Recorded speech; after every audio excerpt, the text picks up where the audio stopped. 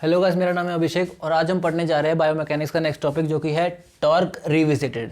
अब हमने अभी तक पढ़ा था कि टॉर्क होता क्या है, फोर्स इनटू परपेंडिकुलर डिस्टेंस। ठीक है, अब हम एक तो हमने जैसे इस केस में लेग फुट सेगमेंट है जिसमें हमने वेट बूट ऐड किया था, तो weight boot leg foot segment हमने पढ़ा था। अब हम इसमें क्वाड्रिसेप मसल, अब हम इसमें मस्कुलर फोर्स भी ऐड करने वाले हैं। ठीक है, इस केस में हम क्वाड्रिसेप मसल का फोर्स और ऐड करेंगे। Now pull of quadriceps also added to the leg foot segment. ठीक है, अब इसको हम समझते हैं। ये जॉइंट एक्सिस है। ठीक है, ये पूरा जॉइंट एक्सिस है।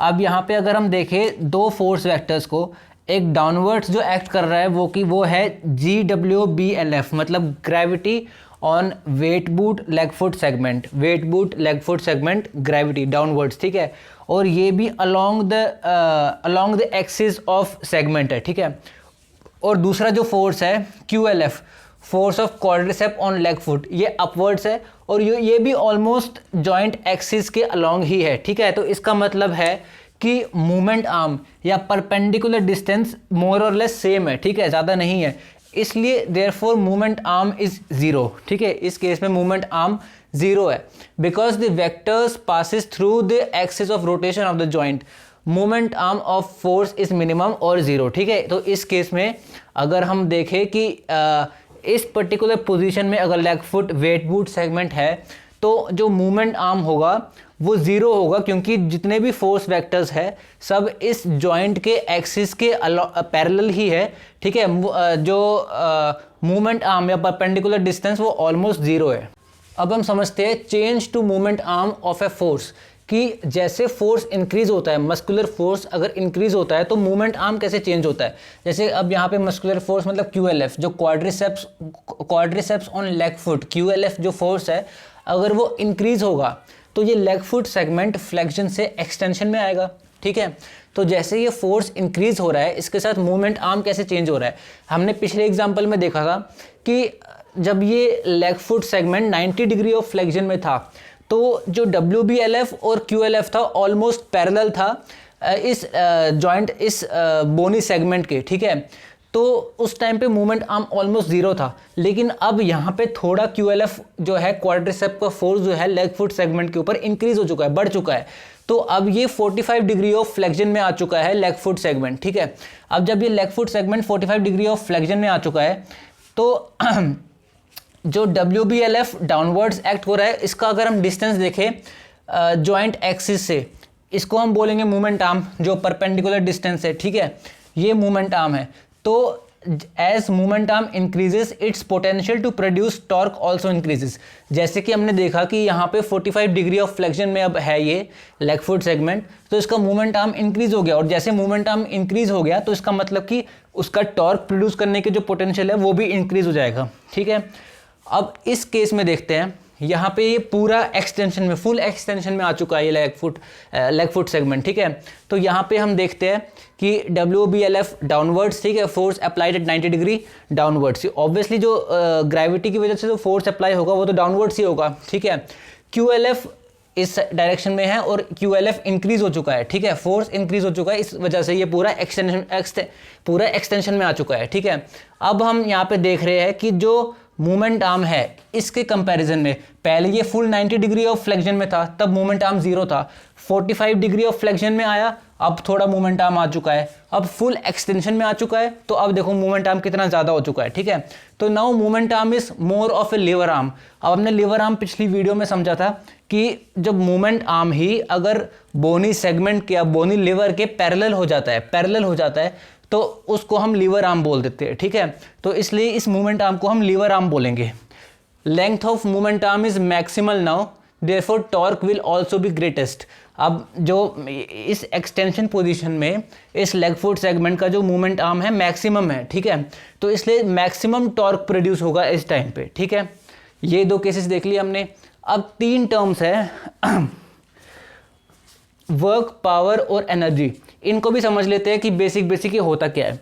वर्क होता है force applied over some distance, इसका फॉर्मूला होता है work is force into displacement या फोर्स इनटू डिस्टेंस। ठीक है, इसलिए अगर डिस्प्लेसमेंट जीरो होता है, अगर एक पॉइंट से ही स्टार्ट होता है एक ऑब्जेक्ट और घूम के वापस उसी पॉइंट पे रुकता है तो डिस्प्लेसमेंट हम जीरो बोलते हैं, ठीक है। उस केस में वर्क डन भी जीरो होगा, ठीक है।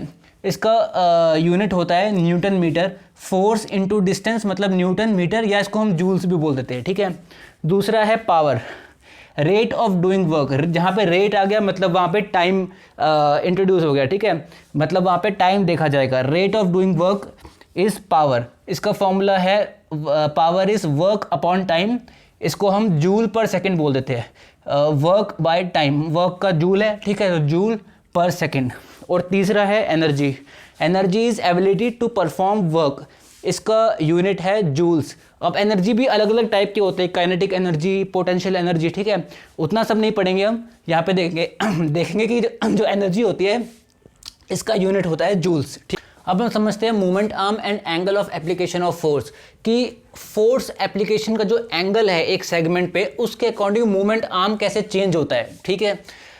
हम पहले ये समझते हैं कि length of movement arm is proportional to angle of application of force on the segment, कि जो ये हमें पता भी है कि जो मूवमेंट आर्म है उसका लेंथ डिपेंड करता है एंगल ऑफ एप्लीकेशन, किस एंगल पे वो सेगमेंट है, ठीक है। अब हम देखते हैं एंगल ऑफ मसल पुल क्या होता है। Angle of muscle pull it is angle between force vector and segment to which it is applied, between force vector and the segment to which it is applied, ठीक है। अब ये है कि जैसे ये मसल है, ठीक है, ये पूरा बोनी सेगमेंट है, मान लो ये ह्यूमरस है, ये हमारा फोर आर्म सेगमेंट है, ठीक है, और उस पर ये बाइसेप मसल अटैच्ड है, ठीक है। अब ये मसल जब कॉन्ट्रैक्ट करेगी, हमें पता है कि हर मसल अपने सेंटर की तरफ कॉन्ट्रैक्ट करती है, तो जो फोर्स वेक्टर होगा वो इस डायरेक्शन में होगा, ठीक है। तो बिटवीन फोर्स वेक्टर और जिस सेगमेंट पे ये मसल अटैच्ड है, ठीक है, मतलब ये सेगमेंट, इन दोनों के बीच में जो एंगल बनेगा उसको हम एंगल ऑफ मसल पुल कहते हैं, ठीक है। और एक और पॉइंट है कि टुवर्ड्स जॉइंट साइड, ये एंगल हमेशा टुवर्ड्स जॉइंट साइड रहेगा, कभी इस साइड पे नहीं होगा, ये एंगल हमेशा टुवर्ड्स जॉइंट तो ये है ना, ये जॉइंट है, ठीक है, तो जॉइंट साइड की तरफ ये एंगल रहेगा, ठीक है। बिटवीन फोर्स वेक्टर, जो मसल क्रिएट कर रही है वो फोर्स, उस फोर्स का वेक्टर, एंड जिस सेगमेंट पे वो मसल अटैच्ड है वो, इन दोनों के बीच में जो एंगल बनता है जॉइंट साइड की तरफ उसको हम एंगल ऑफ मसल पुल कहते हैं, ठीक है। अब movement arm of a vector is smallest when force applied is parallel and greatest when force applied is perpendicular to the segment. अब देखो, जैसे ये तीन एग्जांपल्स है, यहाँ इसमें मान लो ये सेगमेंट पूरा, अब ये हल्का से फ्लेक्शन में है, मान लो ये पूरा अगर एक्सटेंशन में रहता है तो जो फोर्स अप्लाइड है ये पैरेलल टू द सेगमेंट है, और इस केस में अगर ये force applied parallel to the segment है, जो फोर्स डाउनवर्ड्स अप्लाई हो रहा है जी, जो ग्रेविटेशनल फोर्स डाउनवर्ड्स अप्लाई हो रहा है, ठीक है, अगर ये पैरेलल टू द सेगमेंट है तो उस केस में मूवमेंट आर्म जो होगा वो बिल्कुल जीरो होगा, ठीक है। जितना फ्लेक्शन में आएगा उतना मूवमेंट आर्म इंक्रीज होगा, तो इस केस में इतना मूवमेंट आर्म है। अगर अब इस सेम एग्जांपल को हम इस केस में देखें, अब ये 90 डिग्री ऑफ फ्लेक्शन में आ चुका है, पूरा 90 डिग्री में, तो मैक्सिमम मूवमेंट आर्म मिलेगा हमें, ठीक है, बिटवीन ग्रेविटेशनल फोर्स और ये, ठीक है, जो जॉइंट एक्सिस है और ग्रेविटेशनल फोर्स जो डाउनवर्ड्स है, इन दोनों के बीच में जो लेंथ है, जो मूवमेंट आर्म है, वो मैक्सिमम होगा जब ये जॉइंट सेगमेंट 90 डिग्री में होगा। अब यहाँ पे देखते हैं, जब ये जॉइंट सेगमेंट और फ्लेक्शन में आ चुका है तो फिर से मूवमेंट आर्म कम हो जाएगा, ठीक है। इसका मतलब जब ये एक्सटेंशन में था तब भी मूवमेंट आर्म कम था, जब ये 90 डिग्री से ज़्यादा फ्लेक्शन में चला गया तब भी मूवमेंट आर्म कम है। इसका मतलब कि मैक्सिमम मूवमेंट आर्म हमको 90 डिग्री ऑफ जॉइंट सेगमेंट में मिलेगा, ठीक है। मतलब कि जब ये जॉइंट सेगमेंट 90 डिग्रीज पे होगा तब हमें मैक्सिमम मूवमेंट आर्म मिलेगा, ठीक। अब हम समझते हैं changing movement arm by changing centre of mass, की सेंटर ऑफ मास के साथ मूवमेंट आर्म कैसे चेंज होता है और उसके अकॉर्डिंग कैसे कोई पोजीशन डिफिकल्ट या कैसे कोई पोजीशन इजी बनती है एक पर्सन के लिए, ठीक है। अब ये 3 कंडीशंस है, ठीक है। इस पहले कंडीशन में इस पर्सन ने अपने दोनों हाथ अपने हेड के पीछे रखे हुए हैं, दूसरे कंडीशन में इस पर्सन ने अपने दोनों हाथ सामने रखे हुए हैं, और तीसरी कंडीशन में इसने अपने दोनों हाथ साइड में रखे हुए हैं। अब यहाँ देखते हैं, पहले हमने जैसे पहले डिस्कस किया था कि सेंटर ऑफ मास उस साइड शिफ्ट करता है बॉडी में जहाँ जिस साइड ज़्यादा मास होता है। ये हमने स्टार्टिंग में एक बार डिस्कस किया था कि जिस साइड बॉडी का मास ज़्यादा होता है उस side centre of mass shift होता है। अब यहाँ पे देखते हैं, जैसे इसके दोनों आर्म्स है, दोनों हाथ है, अगर पीछे चले जाते हैं, ऊपर की साइड चले जाते हैं, तो ऑब्वियसली जो सेंटर ऑफ मास है वो भी थोड़ा अपवर्ड शिफ्ट हो जाएगा, ठीक है। तो अगर वो अपवर्ड शिफ्ट हो गया तो मूवमेंट आर्म इंक्रीज हो जाएगा। इस केस में मूवमेंट आर्म किसका?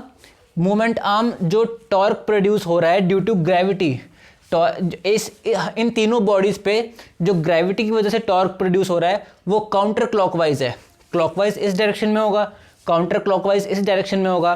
तो ग्रेविटी इन बॉडीज को काउंटर क्लॉकवाइज डायरेक्शन में गिराना चाहती है, और जो एब्डोमिनल मसल्स है वो इन तीनों बॉडीज को क्लॉकवाइज डायरेक्शन में फोर्स लगा रहा है, ठीक है, ताकि क्लॉकवाइज डायरेक्शन में फोर्स लगे।